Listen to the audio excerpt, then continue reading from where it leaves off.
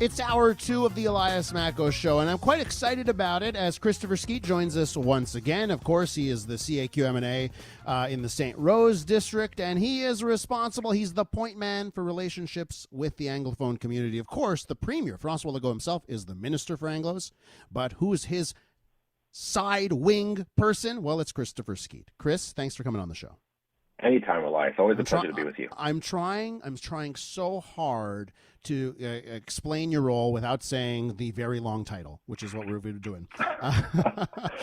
So listen, it's great to have you on.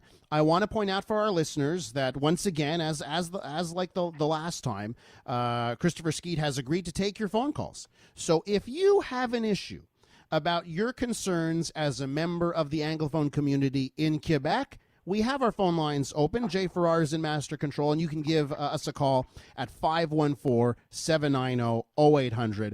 But I want to start off, Chris, with you talking about Bill 21. We had Dominique Anglade on the program yesterday, and your boss, the Premier, had some tough words for Dominique Anglade and how she's doing as leader with her opposition to Bill 21. I asked her about it, and here's what she had to say. Premier has the nerve to say that because we disagree with him, that we don't represent the interest of Quebecers, but this is really ridiculous. When you look at the values, because he's saying that it doesn't represent the values of Quebecers. When we look at the values of Quebecers, we look at equality between men and women. We look at talking about equality of rights. We're looking at democracy. These are the values that Quebecers want to make sure that we represent. So it's not because we disagree with François Legault that we don't represent the value of Quebecers. It's a very narrow-minded approach. Christopher Skeete, what are your thoughts on what Madame Anglade has to say? Well, it seems as though the Liberal Party is trying to have one foot on the debate on each side. They're saying that they support secularism of the state, but, they're going to allow the courts to come in and dismantle the law without fighting for it using the notwithstanding clause. It seems to me that they're trying to cater to both sides of the equation. At least our position is clear. We believe not only in the secular nature of the state, but at the same time, we're willing to take the steps to protect that law and the unicity of this Quebec experience of secularism in North America in the courts. And I think it's unfortunate that the Liberal Party is trying to sort of have its cake and eat it too in that way.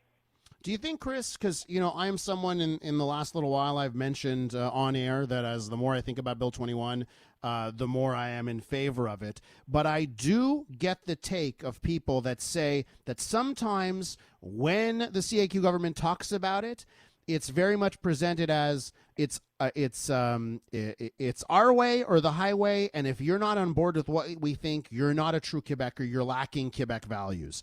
Do you think there could be better messaging here about how this is for everyone? Well, actually, I think on this particular issue, our party is really aligned with what the majority of Quebecers believe. Now, of course, there's always some people who disagree with any government and in any initiative. But the reality is, on this issue, there is a very wide consensus about the importance for Quebecers to protect the secular nature of the state. And even if you look beyond our borders, up to 40% of Canadians agree with what we're doing. So I think this issue is a precursor for Canada. I think we're ahead of the curve on this one, and I think it's normal that we disagree, and I think we're in phase with what the majority of Quebecers want on this issue. Number one thing I get when I talk about Bill 21 from other people who are vehemently against the bill is like, this is against Muslim women, and it's targeting them. And, this is making them feel like not as much of a Quebecer as everyone else. What do you say to that this bill is specifically going after a certain group? Actually, that's not true. If you look back in history, the Parent Commission in the 1960s removed the Christian clergy from our schools. It removed the Christian clergy from our hospitals. We've already done this to the Christian aspect of the state, and we did this more than 50 years ago. So to say that we're targeting one group over another, I think is a simplistic look at the realities of us trying to keep religion out of our institutions. But mostly, this law is about keeping religion out of places of authority, where people in authority have coercive power over individuals. We want to make sure that, above all, is secular. All right, Chris, I'm going to head over to the phone lines now, as Mr. Skeete has agreed to take some of your takes and some of your questions, in fact. Let's go to Murray, who is on the phone line. Hi, Murray. What's your question for Christopher Skeete? Hi, good morning. My question for Christopher Skeete is, how many COVID-19 booklets were initially printed to mail out to individuals? I'm not talking about the MSS or Revenue Quebec mailing, but initially. And the reason why I'm asking is because a total of 15,000 were requested by David Birnbaum and Côte Saint-Luc, and only 4,300 were received. Christopher Skeete, thanks for the question. Murray, Chris? Yeah, at the beginning, there was some issues with getting the English language COVID guidebook to English-speaking Quebecers. I had to intercede to make sure that everybody got them. So just to be clear, from the very beginning, the booklet was always available online. So if you had access to the internet, you always had access to it. In both English and in French. Then what we realized was that some people who have limited internet access in the regions, or those people who, for whatever reason, couldn't get online, had difficulty getting it. It was at that moment where I interceded with the communications department of the government of Quebec, and I used the English language list from Revenue Quebec to get them sent out to English-speaking Quebecers. It ended up costing 3 times the amount, but I think it was the right thing to do, and there was a delay. So in theory, every Quebecer would have gotten it, and if they didn't, they always had access to it online, and also various MNAs, including myself, including David, had them in their offices for pickup. All right. I want to move it along here to Pearl, who is on the phone line, has given us a call. Hi, Pearl. What's your question for Christopher Skeete? I don't know if it's a question. First of all, I would like to make a comment, and I think it would be very good for all Quebecers. I feel, as a former teacher, I taught for many years in the English, not the English board, but in the English system. Mm-hmm. And I really think that you would have a totally bilingual society. Let's put take the religion out of the picture. And if we had 3 hours of French, then I feel that the Francophones wouldn't be threatened. I think if you had the best teachers teaching French for 3 hours every morning, and then 2 hours of English in the afternoon by the best English teachers, you wouldn't have the dropout rate. You wouldn't have this argument over language, which gets me sick. I mean, I'm very happy that I learned Pearl, I think your comment leads us to a great question. Thanks for your comment, and I'll take Pearl's comment and lead it into this question. Christopher, what are your thoughts on the amount of French language education Anglophones are getting in their system? And then I'll do the flip side, the contrary, and the level of English education Francophones are getting. Yeah, I think Pearl brings up a really good point. But where I would disagree with her preamble is to say somehow that the Francophone majority in Quebec feels threatened by the English minority in Quebec. I think it's too simple to say that. I would say rather that the Francophone majority in Quebec feels threatened by the overwhelming force of the English majority in North America. And I think in that regard, Francophones are concerned about protecting French in this unique corner of North America. And I think that is the primary concern for Francophones in Quebec. Now, that brings me to the next question. I would say that for me, the reason why I recently completed my MBA at l'UQAM as opposed to doing it in another institution is because I realized very early on in my 20s that my French written, my French comprehension and reading and whatnot was not where it was or where it should be for me to be successful in Quebec. And I had to take it upon myself to immerse myself fully in French language just to make sure that I could feel functional in a French environment. So I would say that the notion that the level of French that we're taught in our schools is not adequate to be successful. We need to do more. And part of what we're going to be doing with this this new legislation is going to be looking at ways to make sure that that French training is given more widely and more broadly to every Quebecer who wants it. We are continuing with Christopher Skeete, of course, in the CAQ government, the point man for relations with English-speaking Quebecers. Christopher, I think you sort of let something, I mean, I guess it's been telegraphed for a while, but you mentioned that there's going to be something coming up when it comes to providing more access to French language education and training, I guess, and classes whenever the government decides to retool Bill 101. Is that a fair assessment that is coming?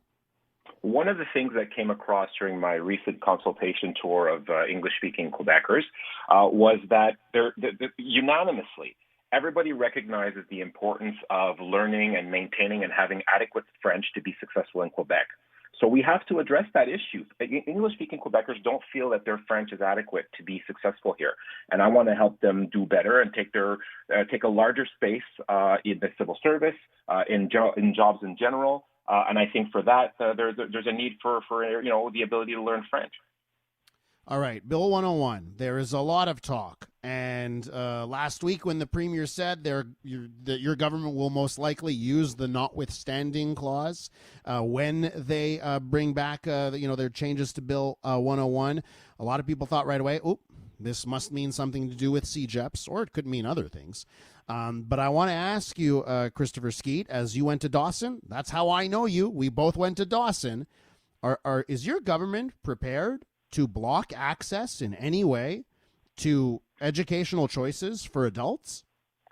Actually, quite the contrary. The Premier has already said that he doesn't intend on pushing Bill 101 to CJEPs. But where we're having a problem, and we need to look at this in a serious way, I have parents who send me mail every day telling me that their English-speaking kids with 80 averages can't get into social science at Dawson because they're competing with Francophones who are clamoring to get into these English CJEPs. So I think this laissez-faire attitude of the past is hurting English-speaking Quebecers in terms of getting a fair and equal access to education in their language.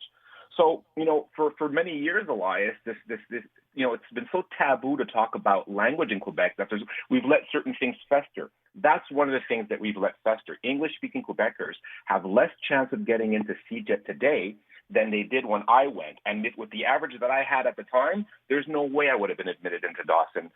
So I think that's something that we need to look at. And I think questioning those types of things is what we're looking at.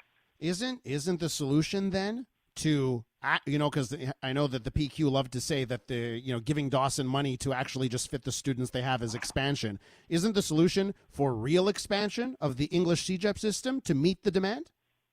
Actually, when you speak to the professionals at the English CJEPs, they would tell you that their desire is not to grow more. They want to have better services for the English-speaking community. Their priority is not to offer English CJEP to Francophones. Their clientele, their raison d'être is to offer services to the English-speaking community of Quebec. And I think that is their primary mission. And right now they're having trouble doing that because there's like a bonanza towards going to English CJEPs by persons who historically have not been able to go to English school. And I think if we want to address this issue, we have to take it head on and ask ourselves, what space are we leaving for English-speaking Quebecers in our CJEP? And how do we make sure that we enhance that access to those individuals who should have priority? Chris, something's not clicking here because you just said, hey, the Premier was clear. He's not going to restrict access to CJEPs. And then it sort of seems like your answer is going towards, well, we're going to have to do something, maybe that a cap is coming, which is restriction to access to English CJEPs. So I just want to know what's coming here. Well, in time we'll see what the law says. I would be in contempt of Parliament if I said anything more. What I can say is there is a problem. One of the problems is English-speaking Quebecers with wonderful averages have difficulty accessing their institutions. That's a problem.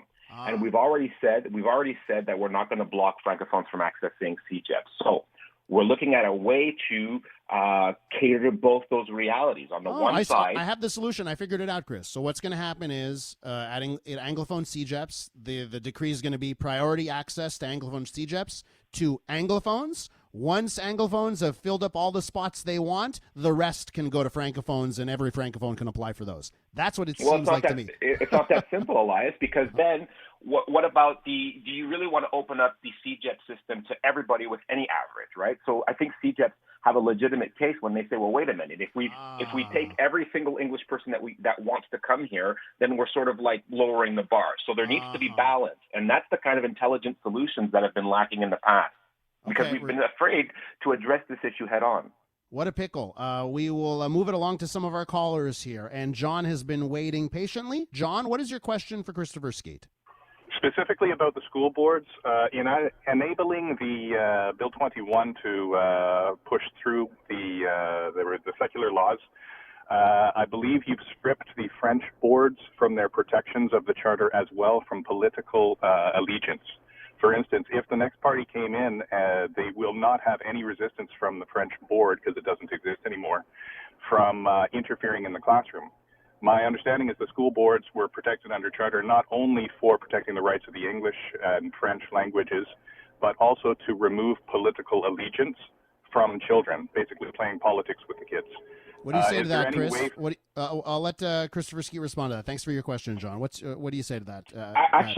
And if I understood what John was trying to say correctly, he was saying that by removing school boards, we've actually politicized education. Actually, our intent was quite the opposite. The idea was that historically, there was too much politics in our school boards. And for instance, there was decisions of which schools to close or which schools to open that were not taken because of political considerations. I think the priority for schools should be what is the best educational outcome for students. And we believe that by decentralizing the decision-making to the principals, the teachers, and the parents who know the students, they're the best people to make the decisions on behalf of students. And that was the motivation behind the axing of the school board elections that we had recently. And we're very happy now with the way that parents have a larger say in the school board system on the Francophone side.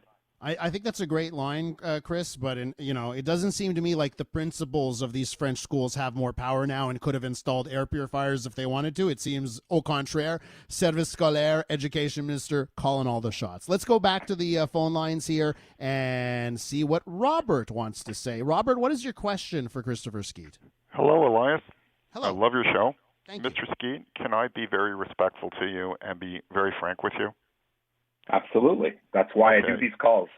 That's fine with me, Skeete. I've watched you now for 3.5 years. I'm looking at the track record of your government, which is terrible. You personally have used this government for your own political gain. You do not represent the Anglos. You're backpedaling like crazy. You've been caught several times recorrecting yourself. We look at the track record of your government. You said you were going to solve the medical problems in the hospitals. They're not solved. You had a crisis with the CLSD. They've been promoting federalism, doesn't work. Yet the Army had to come and help you out. We have a major medical crisis that's out of control. All right? You flip-flopped on Robert, if you could just, and I get it. I get the frustration, Robert. If you could flip us a question here, if you could get a question, it'll help us out with this segment. Your government very well knew you couldn't touch the school boards. You can't touch them, the English school boards. So why are you being so persistent and trying to manipulate and trying to get them to come on board? That's that's a good question. Why is the government, Christopher Skeete, so hung up on English school boards when it seems time and time again the courts say, hey, that's protected under the Constitution? One of my biggest takeaways, and what Robert feels, I think a lot of English-speaking Quebecers feel, they feel a disconnect towards Quebec. I think 50 years of language politics, of divisive language politics in Quebec have left us with a feeling that we don't belong. And I think when we fight along the lines that we fought, for instance, on Bill 40, when we fight like that, I think it only serves to enhance the fracture that was created by the 50 years of language division. Now, I would hope that Robert wouldn't feel that my purpose in life is to create a wedge between the Francophones and the Anglophones of Quebec. In fact, my insistence, Robert, is to say, well, no. If it's good enough for the Francophone majority, if the Francophones feel that this is important for them, why would we exclude the English community on the very basis of their language? No, that's not fair. That is, in fact, discriminating against the English community. If we're all going to be Quebecers, we need to have the same institutions. And it is in that regard that we may disagree on school boards, but the intent is to say, well, no, if we're all Quebecers, why would we stop the English sector from having an advancement that we think is important just because they're English?